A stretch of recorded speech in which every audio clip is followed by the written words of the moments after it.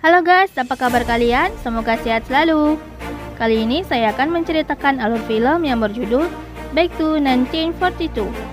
Dirilis tahun 2012. Back to 1942 diadaptasi dari buku karya Liu Zhenyun berjudul Remembering 1942 yang kemudian diangkat ke dalam layar lebar dengan Liu sebagai penulis skenarionya.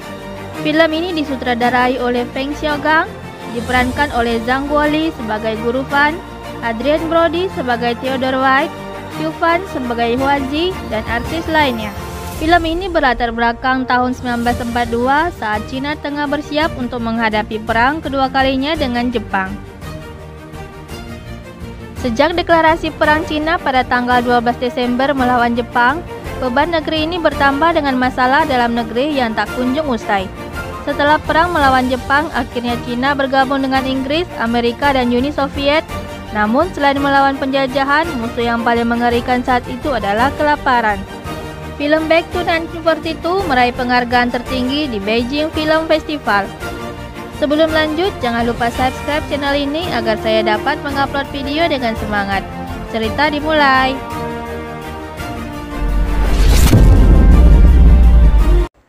Film dimulai pada musim dingin di tahun 1942. Provinsi Henan, Cina mengalami kekeringan. Hasil bumi yang belum sempat panen dihabiskan oleh jutaan belalang dalam sekejap. Di awal film ditunjukkan seorang tuan tanah yang bernama Guru Fan di sebuah desa di Henan. Saat desa dilanda kelaparan, Guru Fan masih memiliki banyak makanan untuk menafkahi keluarganya dan penduduk desa. Guru Fan meminta anak buahnya Xuanzu untuk memeriksa gudang sembako. Namun Xuanzu menjawab bahwa di gudang sudah ada orang yang menjaga.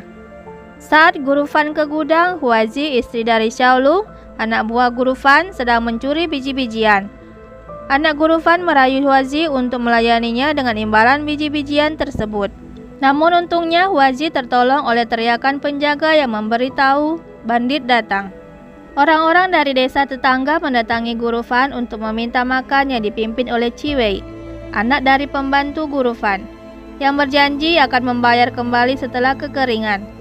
Guru Fan berusaha bernegosiasi dengan Chi Wei yang semasa kecil keluarganya pernah ditolong oleh Guru Fan. Namun Chi Wei menolak dan tetap meminta makanan kepada Guru Fan. Akhirnya Guru Fan mengizinkan mereka masuk. Makanan pun dimasak dalam jumlah besar. Namun diam-diam Guru Fan menyuruh Xuanzu untuk melaporkan kejadian tersebut kepada hakim setempat. Selain itu, putra Guru Fan menyuruh Xiaolu mengundang orang-orang desa untuk ikut makan di lantai 2. Tujuan sebenarnya adalah untuk mengusir kelompok Chi Wei dari desa mereka. Saat mereka semua sedang makan, tiba-tiba Xuanzu kembali dengan berteriak. Ia mengatakan ia dihadang tentara Jepang sehingga ia tidak dapat melapor ke hakim setempat. Chi Wei yang mendengar itu pun marah dan memukul kepala Guru Fan hingga pingsan. Karena kejadian itu, terjadilah kerusuhan dan orang-orang desa Chi Wei menjara makanan. Anak Guru Fan yang melihatnya di atas bangunan menembak Chi Wei dan tewas. Namun, anak Guru Fan tewas ditusuk oleh seorang bandit. Gudang makanan Tuan Fan habis terbakar. Esoknya, warga membenahi desa dan menguburkan yang tewas. Pastor Sim berkhotbah sebelum memimpin upacara pemakaman. Di Yanjin, seorang pembantu memberikan hidangan untuk Li Peiji. Li Peiji adalah gubernur Henan saat itu. Ia datang ke Yanjin untuk meminta sumbangan gandum untuk para tentara. Namun ternyata kondisi di Yanjin pun tidak lebih baik. 72 rumah orang kaya telah dirampok karena krisis yang terjadi. Akhirnya Gubernur Li pulang dengan tangan kosong. Esok harinya Xiaolu sedang membuat kincir bambu untuk putrinya Lingdang. Xiaolu dan keluarga sedang bersiap untuk mengungsi ke Shanxi untuk menghindari kekeringan.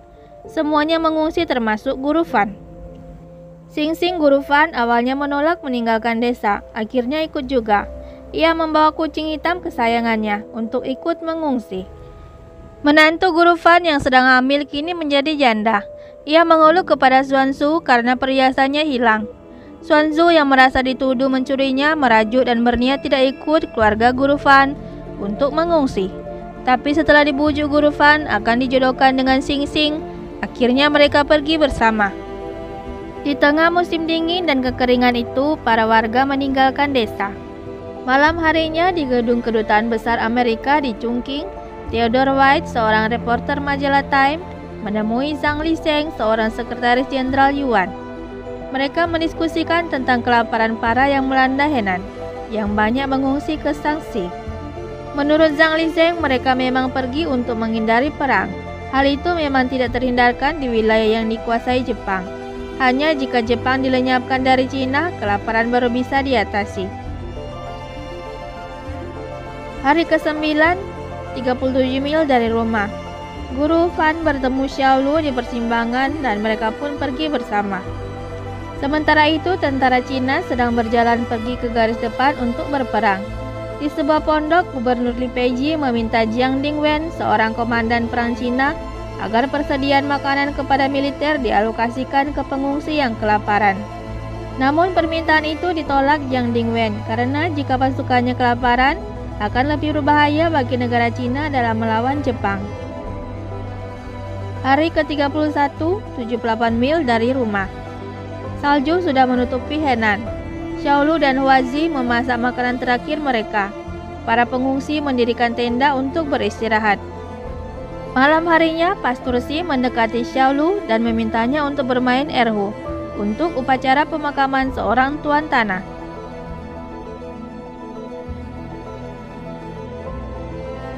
Esoknya, Old Ma, seorang hakim provinsi Hainan, bergabung dalam rombongan pengungsi, bertugas untuk melakukan pengadilan keliling untuk para pengungsi. Di situ Zuansu sedang diadili karena membawa senjata api, sementara dirinya bukanlah tentara. Guru Fan yang merasa bertanggung jawab membujuk Old Ma untuk melepaskan Zuansu dengan imbalan 3 liter gandum. Old Ma pun setuju, namun senjatanya tetap disita. Di tempat lain, Gubernur Li Peiji menemui Generalissimo Chiang Kai-shek dengan harapan mengurangi pasokan makanan untuk militer di Henan. Generalissimo adalah pangkat tertinggi dalam militer, lebih tinggi dari jenderal besar dan laksamana besar, serta setara dengan panglima tertinggi. Namun, belum sempat mengatakannya, Sekretaris Chiang memberitahu bahwa militer Cina mengalami kekalahan di beberapa wilayah. Sementara Chiang harus menemui beberapa delegasi sekutu. Melihat kesibukan Chiang, Li Peiji mengurungkan niatnya. Sebelum pergi, Gubernur Li meminta tolong kepada Direktur Cheng untuk memberikan laporan kelaparan dan bantuan ketika Chiang kembali. Theodore White dalam perjalanannya ke Henan, ia mampir ke sebuah gereja untuk menemui Pastor Megan. Di sana Megan memberitahunya betapa sengsaranya rakyat Henan di tengah perang dan bencana kelaparan. Sebagian provinsi Henan telah diduduki oleh Jepang. Pemerintah juga tidak membantu sama sekali dengan dalih wilayah itu sedang dikuasai Jepang. Sebelum pergi, Pastor Megan mendoakan White agar mendapatkan Pulitzer atas kepeduliannya. Pulitzer adalah penghargaan yang dianggap tertinggi dalam bidang jurnalisme di Amerika Serikat. Penghargaan ini juga diberikan untuk pencapaian dalam bidang sastra dan musik.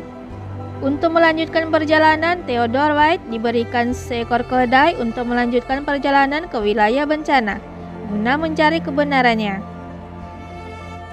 Di tempat pengungsi, keluarga Xiaolu karena sudah kehabisan makanan, terpaksa membuat makanan dari kulit kayu untuk dimakan. Hari ke-43, 95 mil dari rumah. Ibu Xiaolu sedang sakit.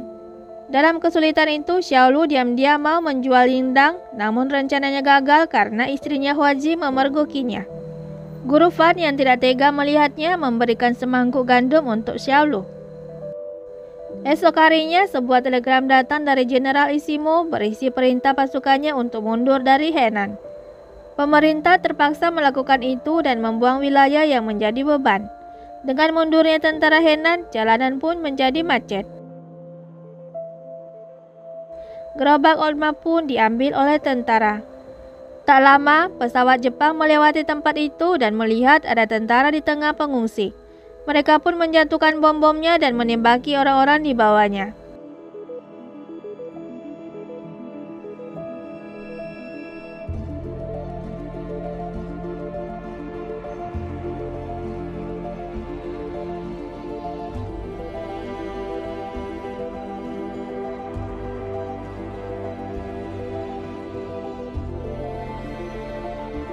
Karena pengeboman itu, para prajurit menjara barang bawaan pengungsi. Guru Fan harus kehilangan gerobaknya dan hartanya. Sing Sing yang hampir diculik tapi diselamatkan oleh Swansu. Tiba-tiba pesawat Jepang menjatuhkan bom-bomnya lagi. Pastor Sim menolong seorang anak dengan bibel, namun bom jatuh lagi sehingga bibelnya hancur.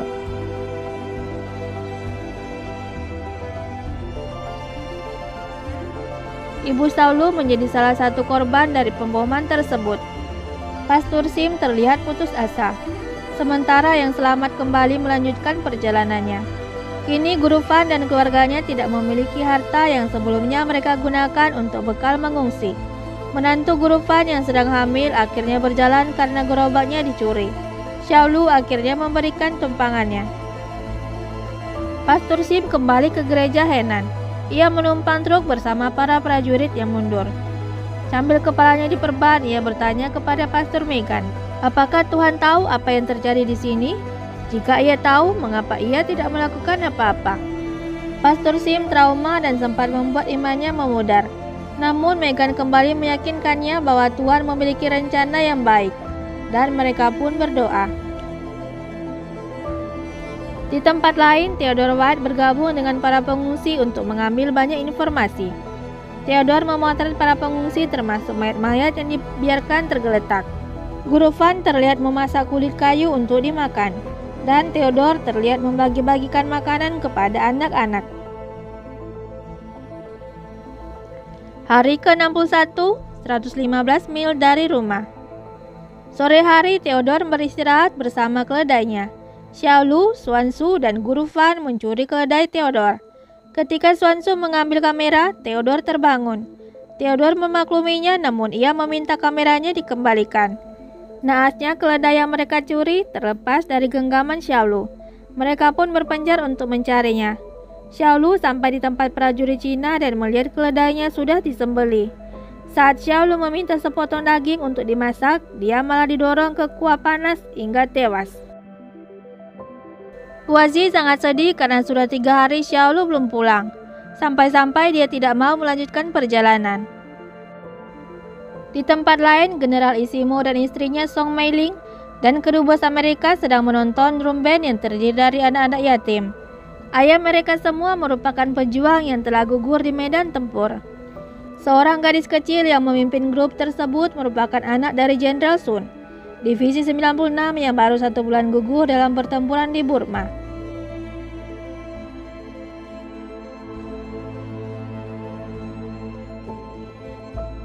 Beberapa hari berikutnya, Theodore menaiki kereta manual dengan kawalan militer Cina menuju ke pedalaman Henan. Ia memotret para pengungsi. Theodore bertanya kenapa di Henan bisa mengalami kekeringan.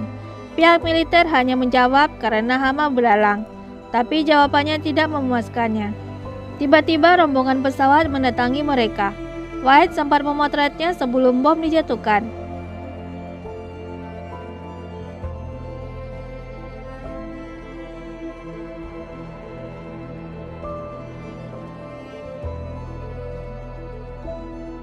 Ketika bom meledak di tanah, White tetap memotretnya. Dia baru berhenti saat pesawat menembaki orang-orang.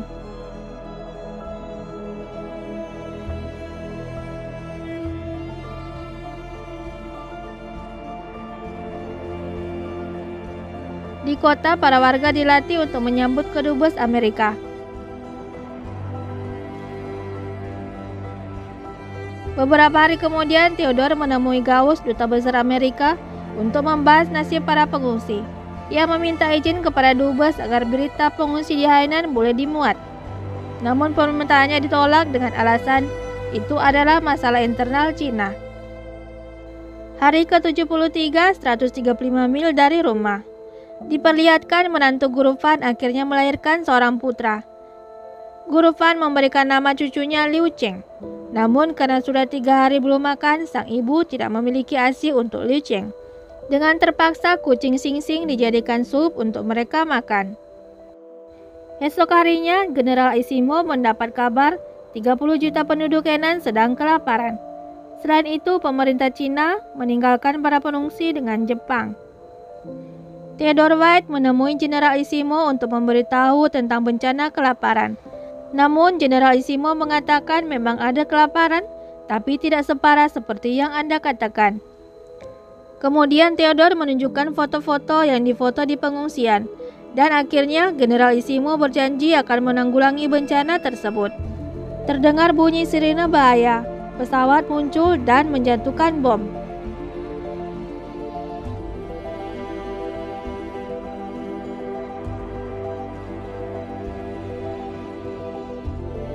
Di saat kota sedang dibersihkan, lewatlah rombongan mobil dengan drum band di depan.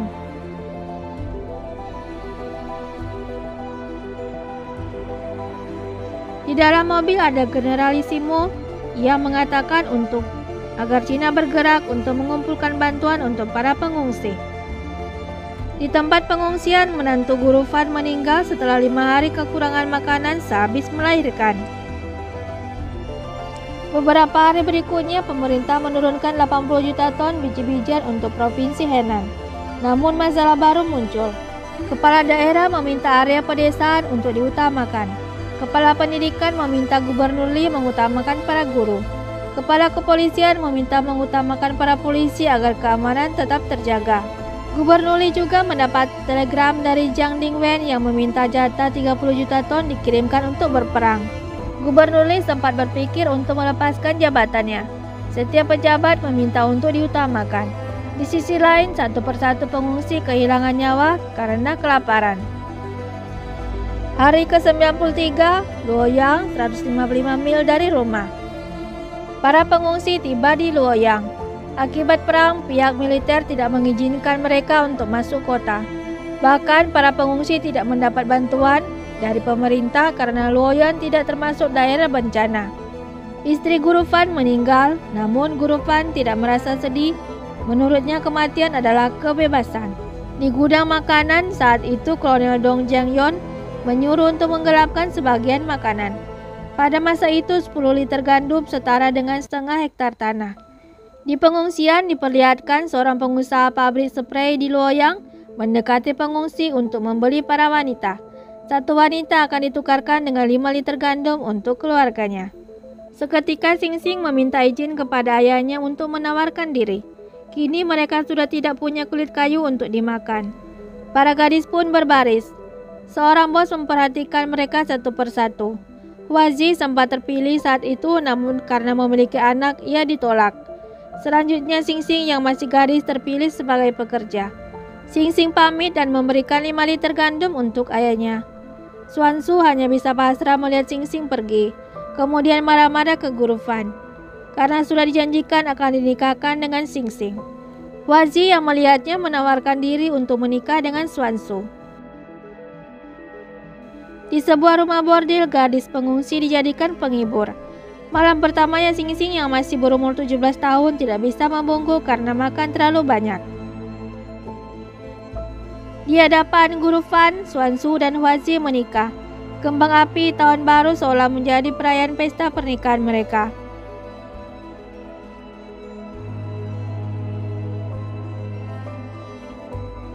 Namun ternyata tujuan Huazi menikah agar kedua anaknya memiliki ayah.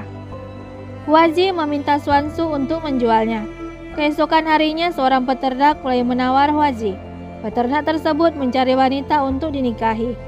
Akhirnya Huazi terjual dengan 4 liter gandum. Setelah itu Huazi berpamitan kepada anak-anaknya. Sebelum pergi, Huazi menukar celananya yang masih bagus dengan celana compang-camping Xuan Su dan berpesan agar jangan menjual anak-anaknya. Di sisi lain, Generalissimo menemui Zhang Fang yang seorang penasihat militer yang kaya raya. Generalissimo meminta sumbangan untuk perang di Henan. Zhang Fang memberi setengah asetnya untuk mendukung perang di Henan. Namun ia khawatir sumbangan tersebut dikorupsi oleh pejabat-pejabat nakal. Ternyata Generalissimo telah menempatkan mata-mata di setiap distribusi bantuan. Hasilnya Kolonel Dong Yang Yan, mantan kolonel pasukan perang, dan 2 rekannya ditangkap. Mereka diarak keliling kota lalu dieksekusi mati di hadapan para pengungsi. Guru Fan mengajak Xuan Su kembali berjalan menuju Xuanxi. Di tempat lain, Gubernur Li ditawari kue penahan lapar. Dikatakan satu kue tersebut akan menahan lapar selama 7 hari.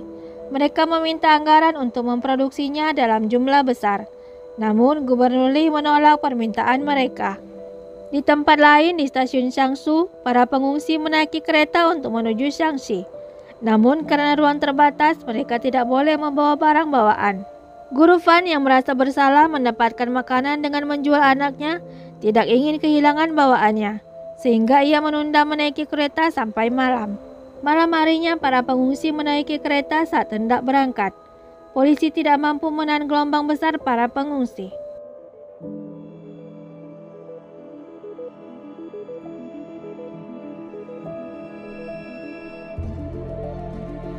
Besoknya, ketika bangun tidur, Xuanzhu tersadar dua anaknya Liu Bo dan Ling Dang telah hilang.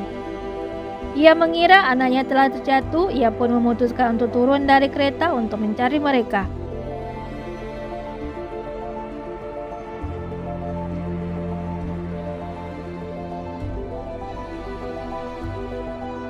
Tapi dia lupa membawa gandumnya yang tertinggal di atas kereta. Kereta diperlihatkan memasuki wilayah Shaanxi. Namun mereka dihadang prajurit Cina. Seorang letnan mengatakan sudah terlalu banyak pengungsi di Shaanxi. Kereta pun berbalik arah, namun para pengungsi melarikan diri. Setibanya di bawah, Guru Fan menyadari bahwa cucunya telah meninggal.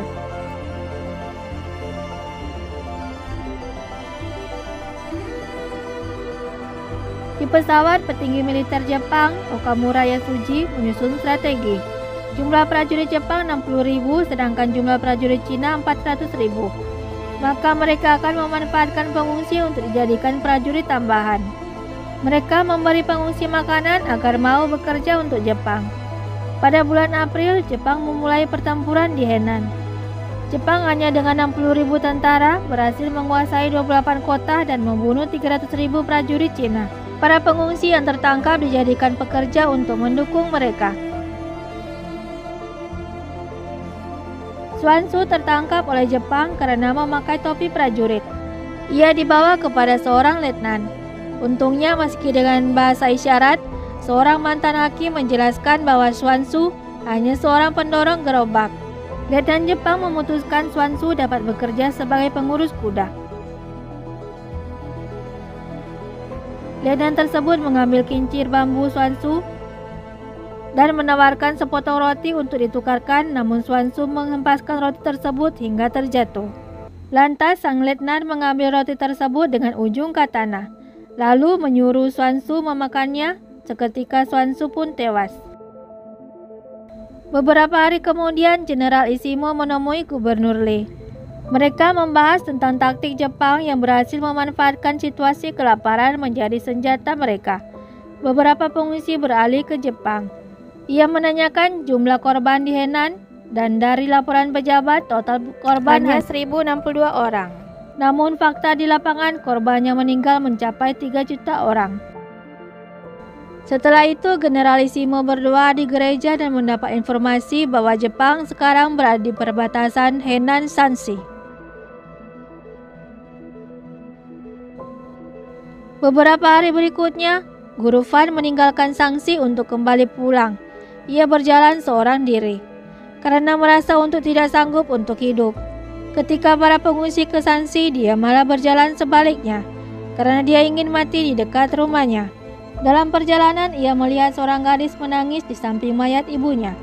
Guru Fan menghampiri gadis tersebut. Gadis itu mengatakan semua keluarganya telah meninggal.